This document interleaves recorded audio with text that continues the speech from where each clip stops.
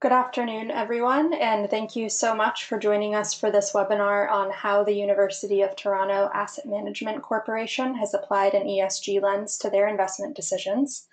My name is Nicole Tirico, and I'm a program manager with the Intentional Endowments Network, and I'm very pleased to have with me two great panelists with us all today.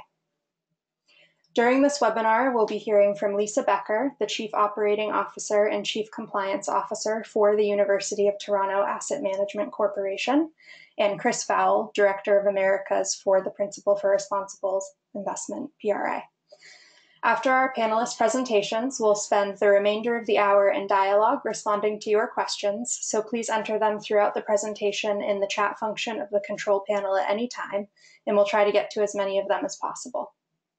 This webinar is being recorded and it will be distributed to all registrants by email and will also be available on our website shortly after it's completed, so you can refer back to this conversation and share it with others, and we will also make the slides available upon request.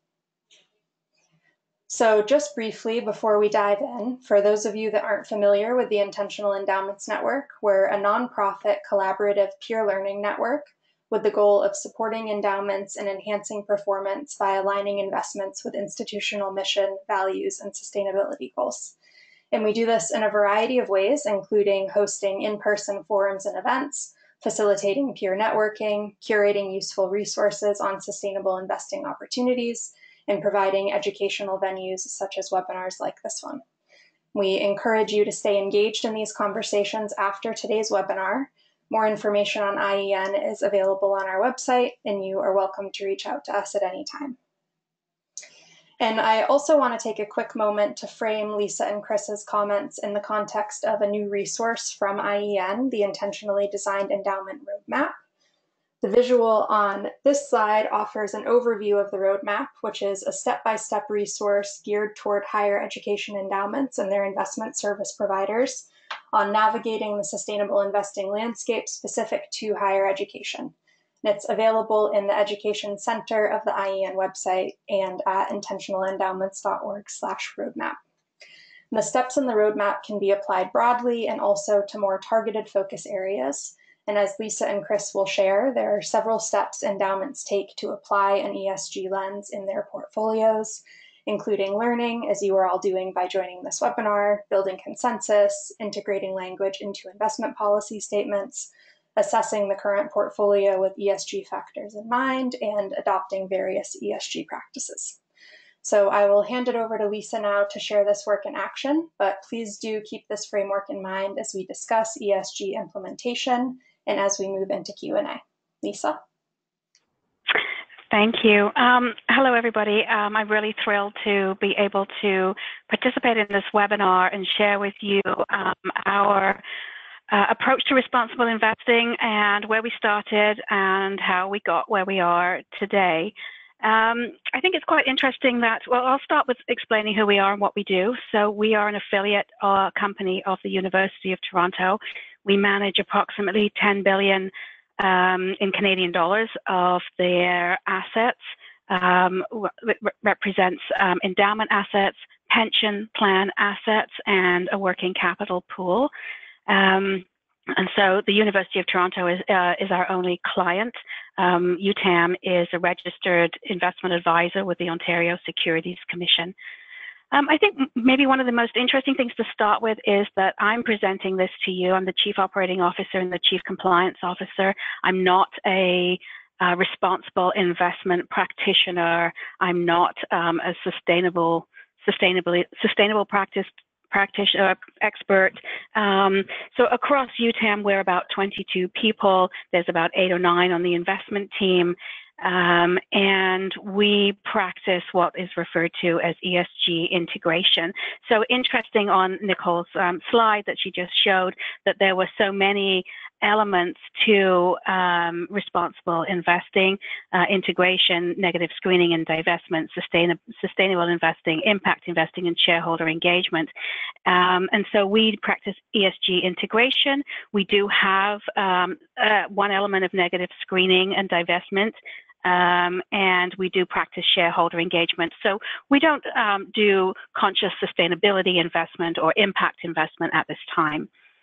If we could just flip to the next slide, please. So our journey to responsible investment started in probably 2008, when the University of Toronto, the president of the university took the approach with respect to tobacco that it was inconsistent with the university's role in the medical community in education and its work with hospitals and medical facilities. And so we, at that time, divested from tobacco. And that, other than regulatory divestment requirements, is the only category in which we have a divestment approach. And that is extended to segregated or separate accounts, so we don't hold those securities directly. And we don't invest in pooled funds where tobacco securities are likely to represent more than 10% of the net asset value of that fund. And so that is our only decision point in with respect to divestment. There is in Canada a requirement to not invest in manufacturers of cluster munitions, and that is in accordance with a convention that Canada has signed on to and enacted through legislation. Otherwise, there's just economic sanctions that represents areas of investment where we don't engage. After that, it was pretty quiet for a while. So actually, maybe we can go to slide 4, because that has our timeline on it. In 2008, we joined the Canadian Coalition for Good Governance, which is a Canadian body that engages with issuers in Canada on governance matters. And I think it was a period in which governance was really seen to be the main significant part of the ESG debate, and it represented the views of our president at that time, president of UTAM at that time. And nothing much happened, you can see in that timeline, until 2016. And that was really a period in which the university received a divestment call from an organization called Toronto350.org, which I believe was part of a larger organization for divestment from carbon. And the call for divestment was constituted or presented in such a way that the president of the university, under our policy, was required to establish a committee to properly consider that call. And at that time, a committee was called. It was the President's Advisory Committee on considering the divestment request. And they came up with a number of conclusions, which agreed with divestment for the large part. The president rejected that position and came up with his own report called Beyond Divestment: Taking Decisive Action on Climate Change. And it was an administrative response to the report of the President's Advisory Committee on Divestment from Fossil Fuels. And this report focus on a number of areas of the university's activities, including the university as a research performer and innovation catalyst, as an educator, as an energy consumer, and also as a responsible investor. And so in that report, UTAM was directed to consider a number of activities and undertake a number of activities. And the first one being that we would articulate principles that will enable the consideration of ESG factors in undertaking investments. We would initiate a process by which we become a signatory to CDP. I think at that time it was still known as the Carbon Disclosure Project. And we would evaluate our signing on to the UN-supported Principles for Responsible Investment. And we would determine ways in which we could and deliberately on shareholder resolutions aimed at reducing climate-related risk for firms in which we are directly invested. We would also evaluate signing on to the Montreal Carbon Pledge, which commits investors to measuring and publicly disclosing the carbon footprint of our investment portfolios annually. and to report annually on our efforts to assess ESG factors in making investment decisions. So that's quite a lot of things that we were required to do. And in doing so, we didn't actually have any additional staff to undertake those things.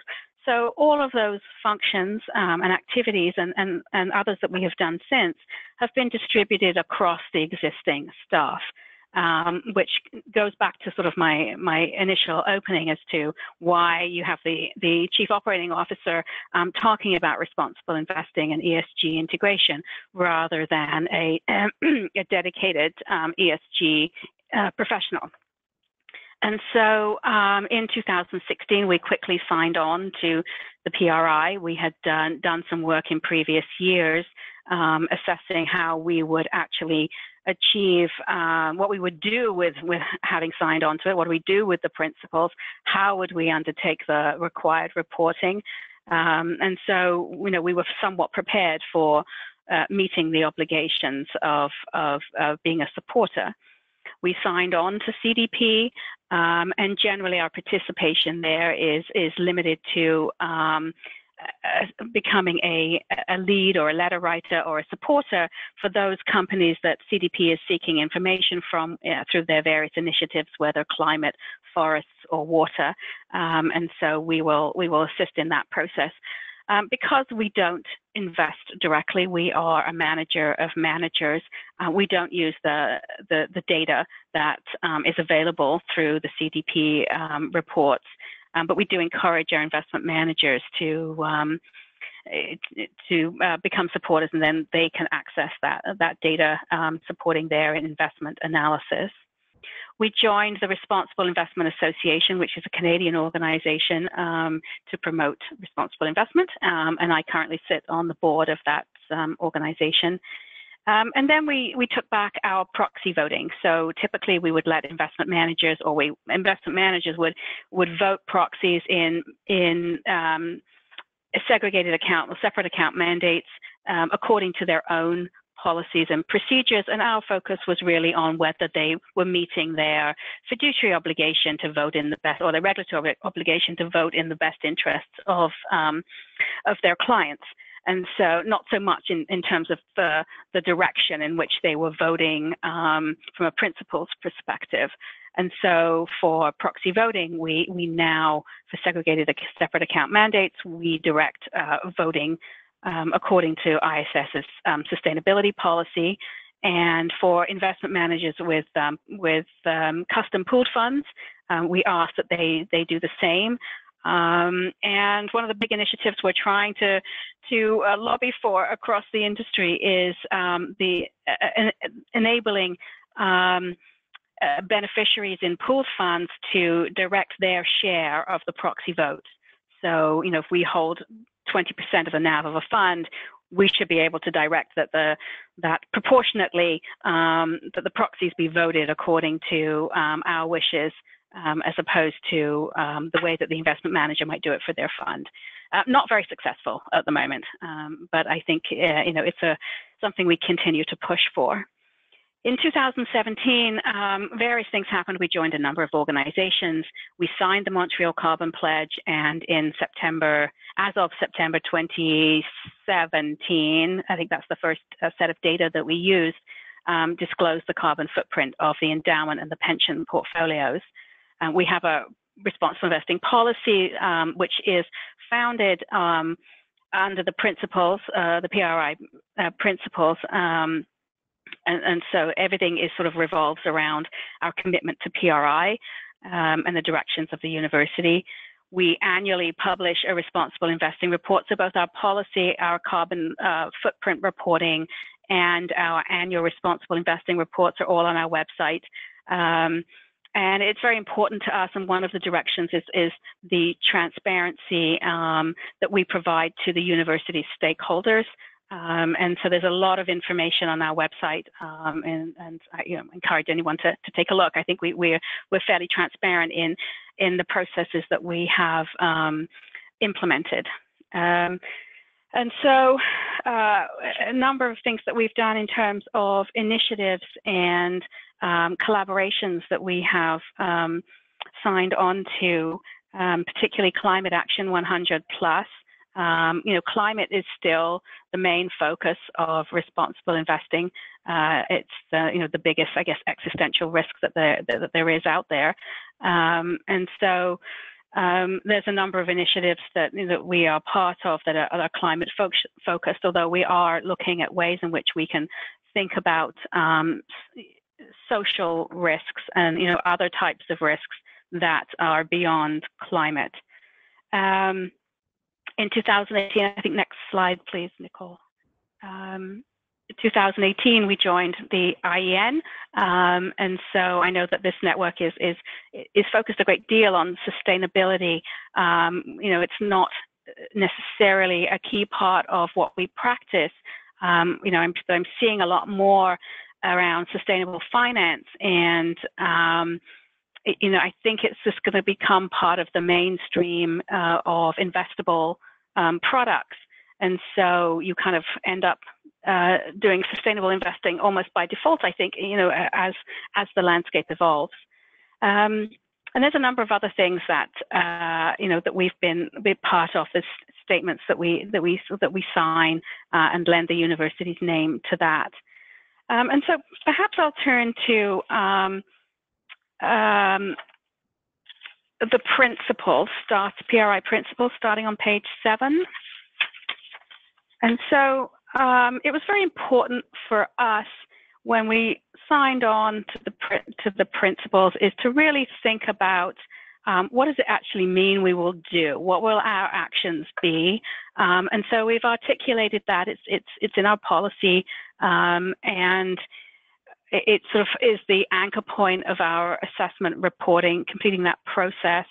And so we're very, very diligent in saying, okay, these are the things that we've said we're going to do, and these are the things we actually report that we're doing.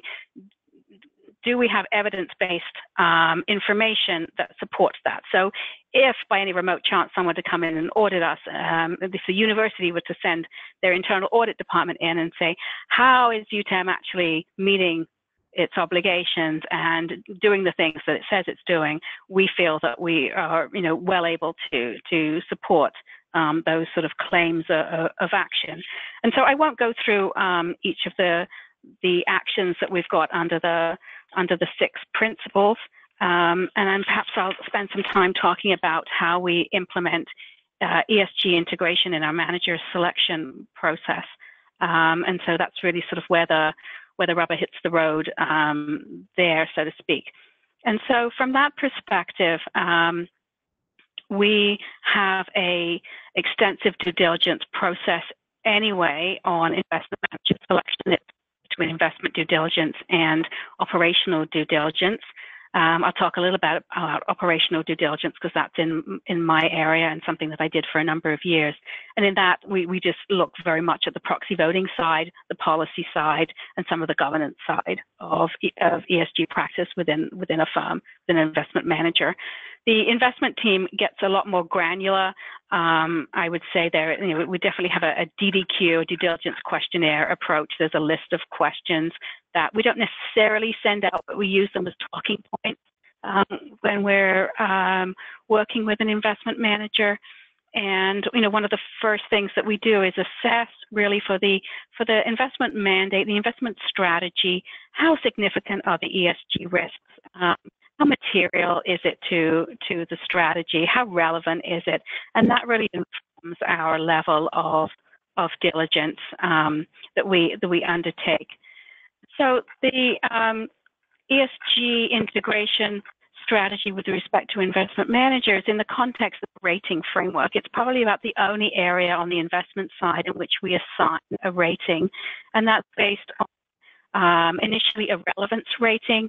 So as I said, how relevant is our ESG risks to the mandate? And so there's a low, medium, and high score. A 5 indicates the highest relevance. It's a 1 to 5 scale. And beyond that, we then engage in discussions with the investment manager, and we give them a score and a weighting on ESG integration. So how successful have they been in integrating ESG risks into their security selection? what's their commitment to ESG? So there's a rating assigned and a weight assigned to that. What resources do they have in place? Are they dedicated staff? Do they have data services? What tools do they have? Are they PRI signatories? Are they thought leaders? And then the smallest element of the weighting is reporting to investors. So how willing are they to provide regular reporting of ESG incidents of securities in their portfolios? How willing are they to provide proxy voting reports? How willing are they to share private PRI assessments? So for the PRI assessment reporting, there's a public version and a private version. Published our private version on our website. Some managers or signatories only publish their public versions, and so we want to see how, the transparency of the investment manager. And so once all those numbers fall out, we end up with a residual risk rating, 1 being low, 5 being high. And those become a discussion point at our investment committee when we're considering a recommendation for an investment manager. And so it's not as if this score feeds into any other scores. It tends, as I said, it tends to be the only area in which we establish a score. And so it's definitely an area that's of great discussion when we consider an investment recommendation. And there is an iterative approach. So once a manager's on board, we go back and we ask a whole bunch of questions during the ongoing due diligence process as to their progression, their experience with ESG risks in the portfolio, how they think about engagement and proxy voting, and a number of factors related to ESG risks. And I'm going to stop there. Nicole, am I out of time on my side? I could probably go for a lot longer. I know you have a few more slides, so it's completely up to you if you'd like to keep working through them or to talk to them a little bit on the Q&A. We have a few minutes. Yeah, I think I maybe talk about the way in which we collaborate on the active engagement side. So let's look at, where are we? Page 14. Slide 14 and maybe slide 17 in a little bit. So in terms of service providers, as I've said, we use ISS for proxy voting. MSCI we use for ESG and carbon footprint and research. We use their company information. When we're in discussions with investment managers, we might pick securities in their portfolio and having knowledge of the ESG risks from MSCI research, we will have a discussion with the managers to try and establish their awareness of ESG risk and how they've been thinking about it and are they thoughtful. We use BMO Global Asset Management, a responsible engagement overlay service for collaborative engagements. So we're a small organization. We're fairly substantial in Canada for an endowment, but we never hold very much of anybody's float, enough to get their attention for direct engagement. And so we found the most effective way for us to lend our name to the discussion is through collaborative engagements with other investors, but also with a service provider. And so there's a few that offer this collaborative engagement service where the value of your holdings is sort of notionally pooled together with their other clients and their own funds. And they go talk to company management and boards on ESG risks and matters and represent the interests of investors in that forum. And so let's move to page 17, and I think I'll probably stop after that. So the initiatives that we're involved in, we'll talk about Climate Action 100+. And so for those that aren't aware, it's an initiative of the world's institutional investors globally to engage with 100 plus of the world's most significant emitters, and to seek action on climate change for the better. And so in that arena, we are a supporter. So we're, I guess it's called a collaborator. Each company is assigned a lead and a co-lead. I believe, PRI leads a number of the engagements, and there's other organizations that do. I think Ceres does North America, and I think there's somebody else in Asia that's sort of leading it in those areas. And so we tend to just be a group that contributes to the discussion but doesn't lead the engagement. So in some cases, issuers will only, or companies will only want to meet with lead investors. In others, we can be on the phone. If it's local, we'll go to the meeting. And so we can't really, there isn't really much published on how that is progressing and the individual debates at the company level.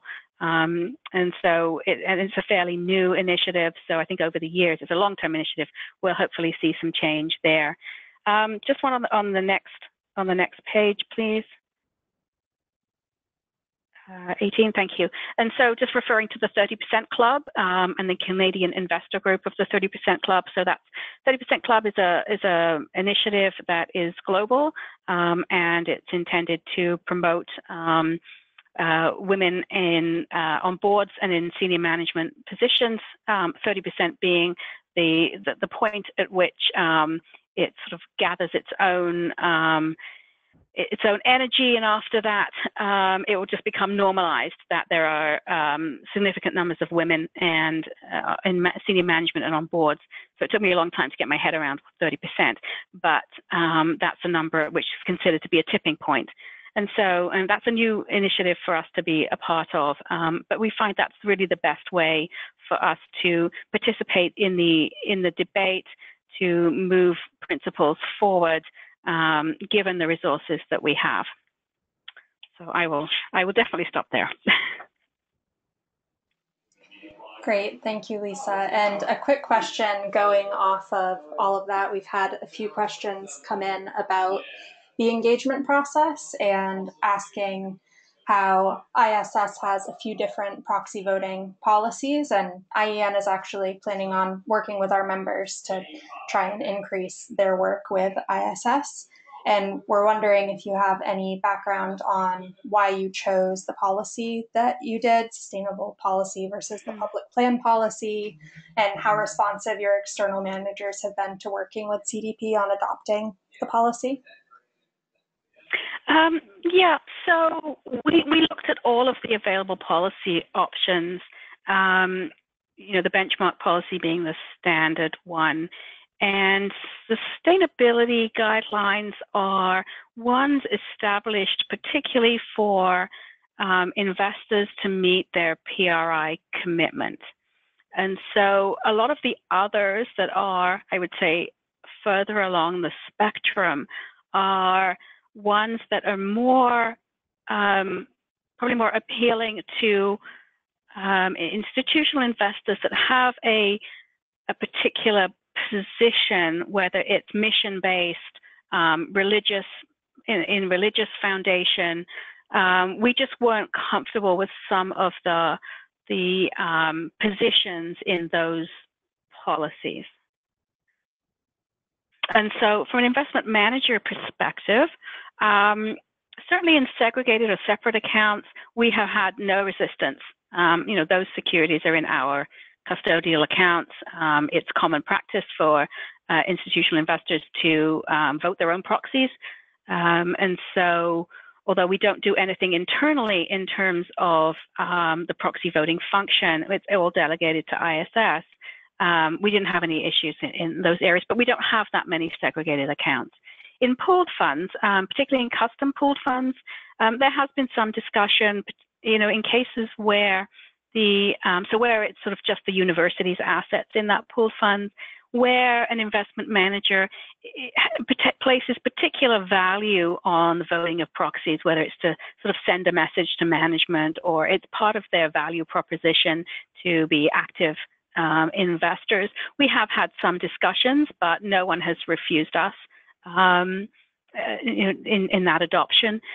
Where we are substantially all of a pooled fund, we have debates about whether the pooled fund is acceptable to the manager for that pooled fund to vote according to sustainability guidelines. And as I said earlier, what we'd really like to get to is being able to vote our proportional holdings according to our choice. Great, thank you for that context, Lisa. And we have several more questions, but we will save them for the end after the rest of your presentations, and I will hand it over to Chris. Thanks very much, Nicole, and thanks, Lisa, for your comments. It's been fantastic to have your organization as a dedicated PRI signatory, and clearly you've taken great strides since you started this journey. So for the next few minutes, I'm going to provide just a brief introduction to the PRI and give you some perspective on that journey that our signatory members typically experience when they make a commitment to the principles. And you know, Lisa's done a great job of highlighting some of the activities that UTAM undertakes with regard to particular principles. But on slide 3, if you could, I'll give you a little high-level perspective on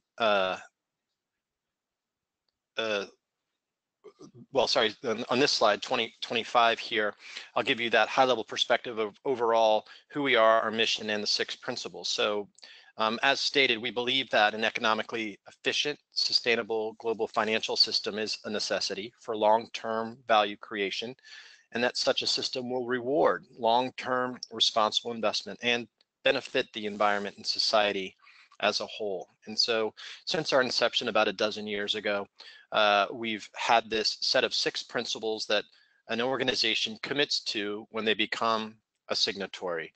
And it's important to understand, I think, first that these are aspirational, that we certainly understand that organizations are typically at the beginning of their journey, and so there is not an expectation that you're doing you know, a lot of things at the very beginning. The idea is that this is a supportive network that provides a lot of information, tools, and networking opportunities to develop your practices over time within a globally accepted framework of best practice embodied in our reporting framework.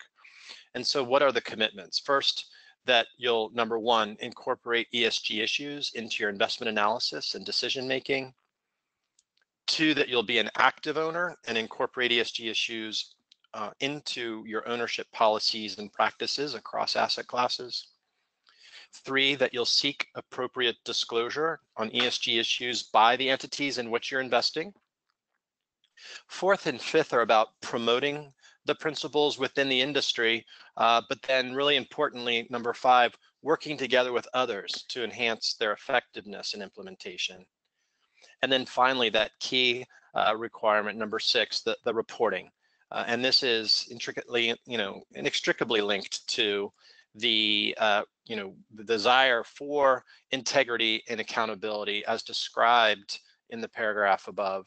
We do want to not only help investors understand where they are and where they might make improvements, but also importantly, to give them incentives to progress over time. Next slide. And so since our beginnings, we've grown quite rapidly, and the bar chart and the graphs here give you a sense, the breakdown across our 3 types, and one of the categories is missing here is service provider. We have asset owners, we have investment managers, and we also have a 3rd category of service providers. So ISS and MSCI were mentioned by Lisa. They're both examples of service providers that join the PRI. Next slide. And then just for context, globally, the US is the largest single country in terms of signatory numbers. We're rapidly approaching 500 now in the US, and you can see that the growth has been quite robust. We added 120 just in the last calendar year. The Canadian market has been one that's been more established and mature, I would say, over time, but also continues to experience growth. If you were to add all of Europe together, it would obviously be bigger than the United States, but The US is the largest global capital market, despite the large numbers, still has a lot of opportunity in terms of adding new signatories. Next slide. And so just to give you a sense, in the US, we're about 10% of our signatories are asset owners. If you were to break this down by assets, the asset owners would represent the larger piece of the pie, so to speak, and then investment managers, and then service providers broken down here. Next slide. And then in terms of both types of organizations, but also asset classes, you can see the breakdown. Endowments, we have 32 or so globally, and it's interesting in looking at the mix in the US versus Canada. Canada leads in terms of the number of university endowments that are signatories to the PRI. There are currently 7 of them. In the US, we have 5. But in terms of assets, it's skewed toward the US because we do have Harvard and the University of California system both as signatories. And so, you can imagine that the total number of assets under management in the US is, I think, over 170 billion at this point with the addition of those 2. And then in Canada, we're at about 6 billion in total with the 7 signatories we currently have there. And then, our signatories manage all types of assets. So you can see on the right hand of this slide, the breakdown, which is extracted essentially from our annual reporting database. And we provide guidance and support across most of the asset classes that you see reflected here. Next slide. So here's a listing of the current asset owner signatories in the US. And in addition to Harvard and University of California, you'll see, as I say, a number of other universities. But then, of course, we've got a few foundations, pensions, and we also welcomed most recently an insurance company, General Account, to the list of U.S. headquartered insurance company asset owners, which is a big step for the market. You can see Reinsurance Group of America, based in Missouri, recently joined. In other markets, we've had insurance companies for some time, but I see this as progression and a maturing of that sector here in the U.S. in terms of ESG investing, which is fantastic. Next slide. As a takeaway, you can digest this slide later. I'm not going to go through it in detail, but it does provide, some information and overview in terms of, first, in the subheading to the slide, what we're talking about with regard to ESG investing. And I think that's probably one of the most important takeaways. I thought Lisa's journey and UTAM's journey was quite interesting in that, there was sort of roots in divestment more than 10 years ago. And I think, that history, not just with UTAM, but with quite a few investors in the US, has meant that there's a fundamental misunderstanding when we're talking about responsible investment for the first time with certain organizations, where they equate responsible investing with divestment very, very closely. And they think that by making a commitment to responsible investment, that they'll be automatically restricting their investable universe or somehow diminishing their potential returns, in particular versus the market. And one of the most important messages I like people to take away from any conversation I have is that, while divestment is one tool in the toolbox for responsible investment, it's certainly not a requirement of being a PRI signatory. We would never be prescriptive in terms of restricting one's investable universe. In fact, what we're striving for is a recognition of material risks and opportunities that can enhance an investment process and hopefully result in better returns. In addition, this slide does walk you through the various support that you have in terms of the personal support from relationship managers. In Canada, for example, Lisa has the benefit of Nalini Filile, who is based in Toronto, as well as Kelly Crowder, who's in Quebec. Then in the United States, we have relationship managers in New York, in California, and soon to be in Chicago. Next slide, please. And so with regard to minimum requirements and that idea of increasing accountability, once one does start reporting to the PRI, which typically will be from 1 to 2 years after you join, because we do like to give people some time through a mandated grace period to become comfortable with the reporting framework and get ready for the actual required reporting. But after one does start reporting, then there are a number now of minimum requirements which are listed here and serve as an incentive for organizations to, number one, create an investment policy that covers your responsible investment approach. Two, that you have either internal or external staff that are responsible for implementing the policy. And third, that there is a senior level commitment and that there are accountability mechanisms in place to oversee the implementation of the policy once it is put in place. And even if one weren't able to meet those minimums during their first reporting cycle, you have a 2-year period over which to meet those minimums. So in total, if one becomes a signatory today, you would have somewhere between typically 3 and 4 years before you were required to meet those minimum requirements. Next slide, please. And so overall, in terms of the support that PRI provides through our various teams and the goals of organizations that join, I think this slide does a nice job of explaining, if you will, the value proposition of becoming a signatory. So as an example, our investment practices team, which is our asset class specific support, and by the way, we're headquartered in London, so the majority of our support does come from our London team, although we do quite a bit in terms of supporting digitally and virtually through our website and a couple of password protected platforms.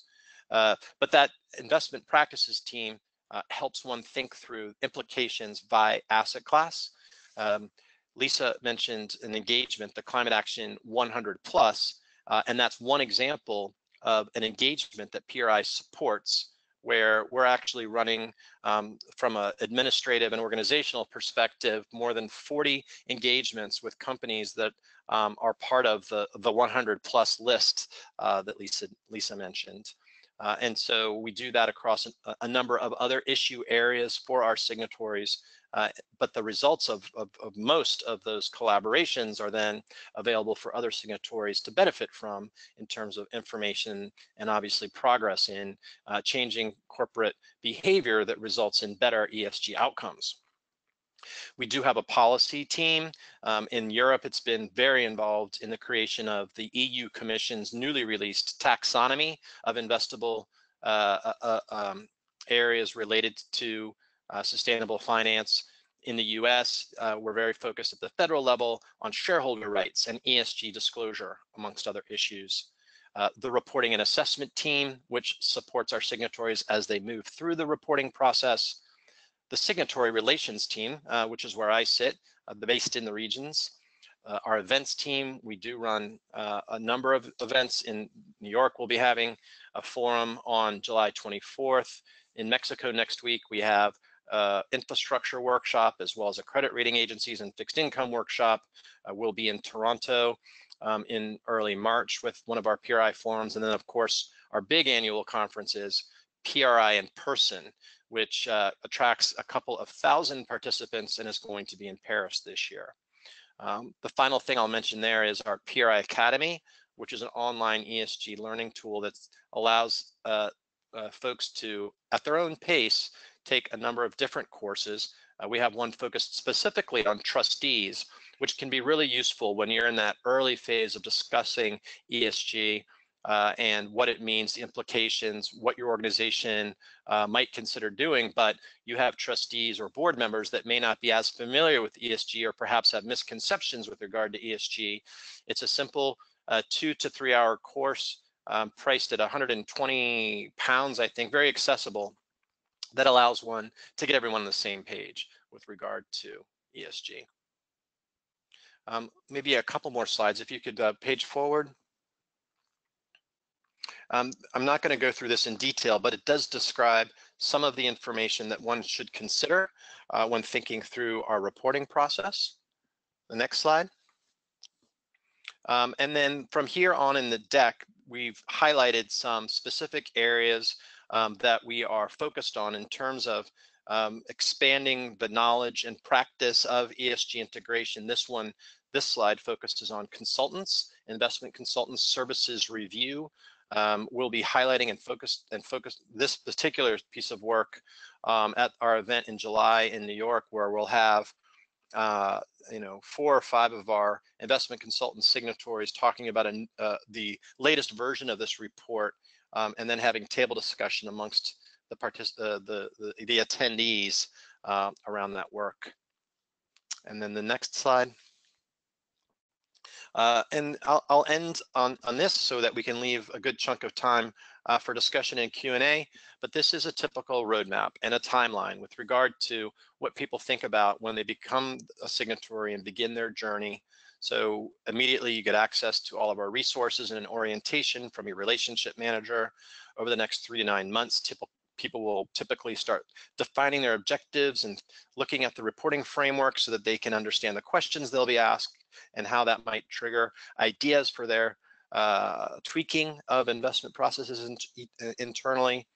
Then they go through their first reporting cycle, after which they receive feedback, and then that enables them to identify their achievements and opportunities for improvement, and etc. So I'll leave it there for now, Nicole, and happy to participate in the Q&A from here. Great, thank you, Chris. And one quick question going off of the signatory roadmap.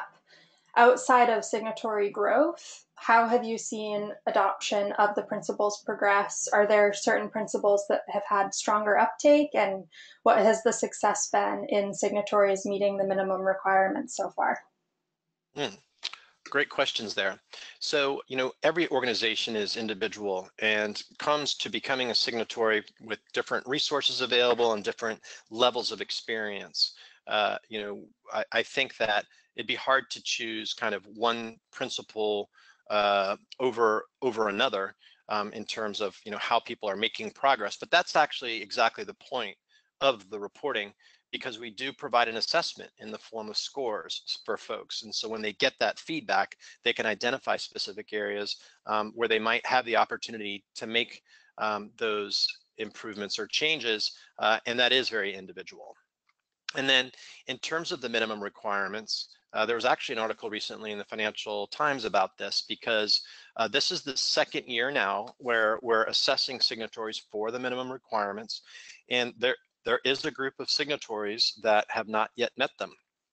And so we're committed to engaging with each of them individually and in person to make sure they understand why, and then helping them move through the mitigation period, the 2-year period they have to make those improvements.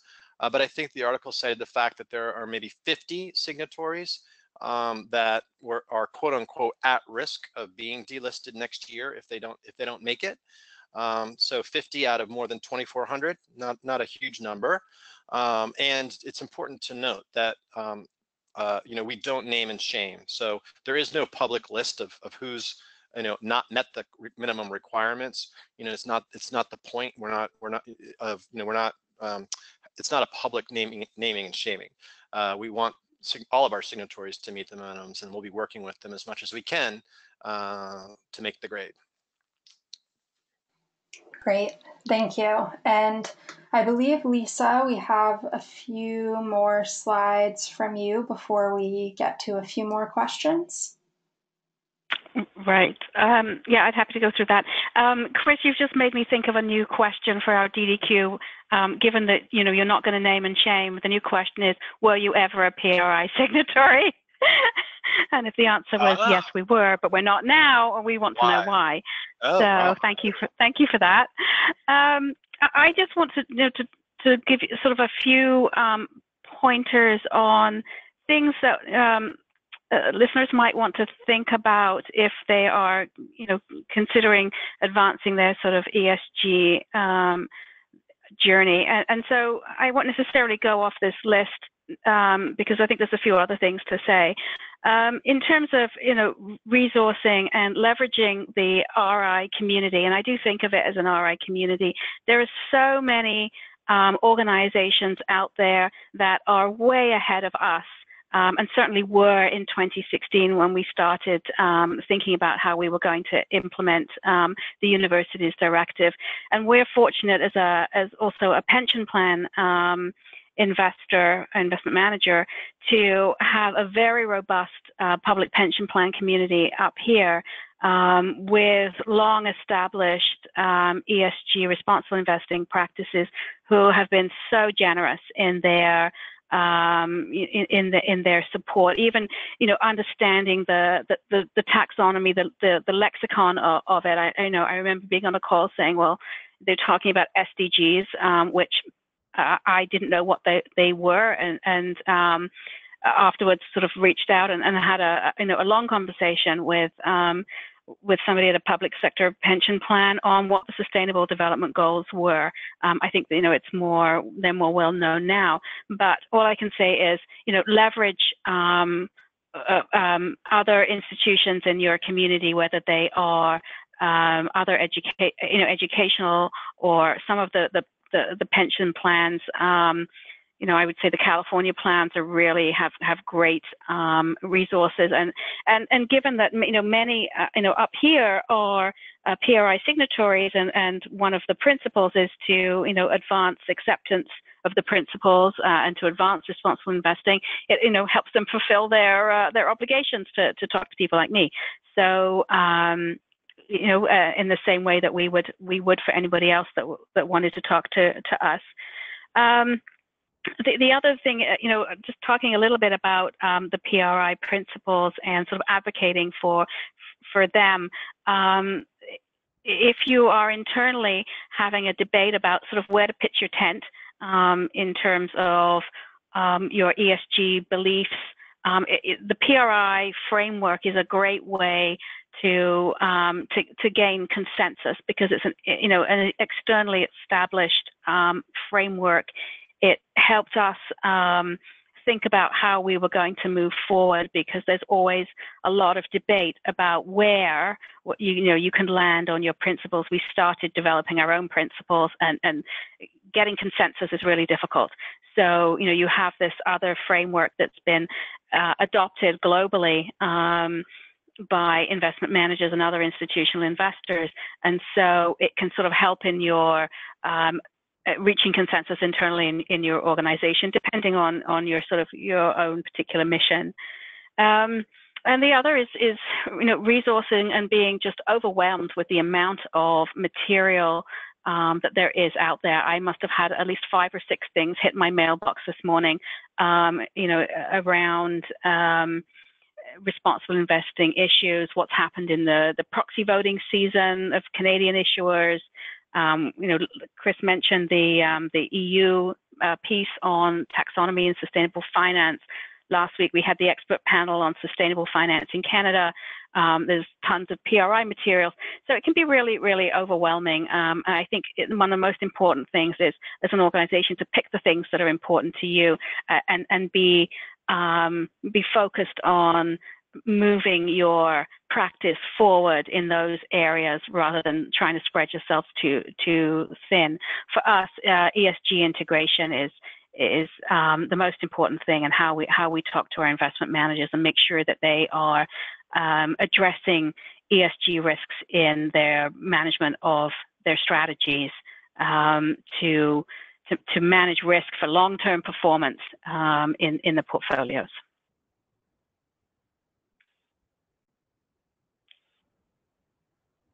So perhaps I'll end with transparency and communication. It's been a big journey for us in terms of making sure that our stakeholders understand what we're doing in terms of ESG integration. I think one of the things that perhaps we might need to focus on ourselves a little bit more is making sure that we're clear that what we're doing isn't necessarily sustainable investing. It's not ethical investing, although I don't really like the fact that does that mean you're doing unethical investing? No, but it's just a part of the taxonomy. And so the terminology and getting that understanding out to your stakeholders in your respective communities is really important. And I'd be happy to take more questions. Great, thank you both. And we should definitely be able to fit a couple of questions in here. And first, we have a question, Lisa, going off of that terminology point as well, how UTAM considers ESG, and specifically if you could talk more about how you've integrated your ESG intention into your investment policy, how that language was developed, how it relates to the PRI principles, and just the importance of that overall. Yeah, I mean, we struggle with definitions of but generally when we're defining ES and G, we've looked to PRI materials to help us with that. So environmental being factors related to a company's interactions with physical environment, social being factors related to business practices, and governance being factors related to the governance of a company. And so, when we haven't made up our own, we very much look to well-established external routes that have done sort of the work ahead of us. And we did look at all of the responsible investing reports of our peer pension institutions in Canada, where available in the US and globally. There's certain global investors that we look at, the Australians plans, the New Zealand Superfund plan. There's a lot of good resources. People have done this before we got here. So that's sort of our approach to that. Sorry, Nicole, was there a second part to the question? Yes, just the importance of that process overall. Well, I think the importance of establishing your practice is really significant. It gets all of your staff on the same page. Having an internal framework that says, this is how we're going to have discussions with our investment managers. This is how we're going to establish what's important. And this is what we're going to do with the outcomes, is really important. And so you end up with a consistent but evolving practice. Great, thank you. And a question for both of you. What have you seen as the impacts, positive or negative, and they could be financial, publicity-wise, any donation increases on the foundation side, feedback from peers, of incorporating ESG issues into the investment analysis process? Well, perhaps I'll take that one. Hopefully quickly. We've seen a great response from the university administration in what we have accomplished in the last 3 years. And so we've put in, we undertake a lot of activities. We've had some great responses amongst our stakeholder community. I really think the next step in the journey is the sort of, well, you've done all this, so what? And trying to establish how we can measure the so what.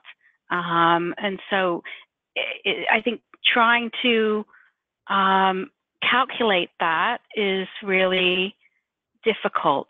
And I don't know that we have a good answer on how to get there, and I'm not sure that anybody does. There's certainly institutional investors that have set themselves carbon reduction targets, for example.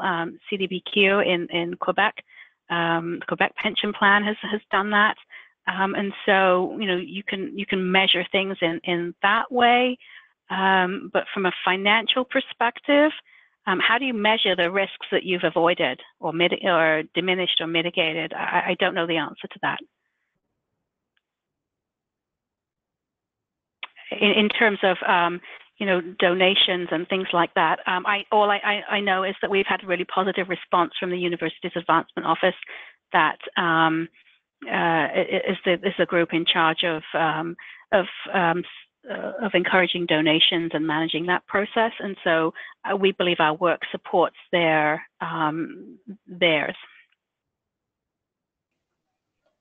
Great. And anything to add on that, Chris? No, I think Lisa did a great job. Okay. And I'd also like to give you an opportunity, Chris. I think we're at time here, but going off of Lisa's advice, pitfalls, stakeholder consideration slide, which were fantastic, in your work with PRI signatories, do you have any main lesson learned, whether they're holdups or breakthroughs that could be applied to colleges and universities considering this work?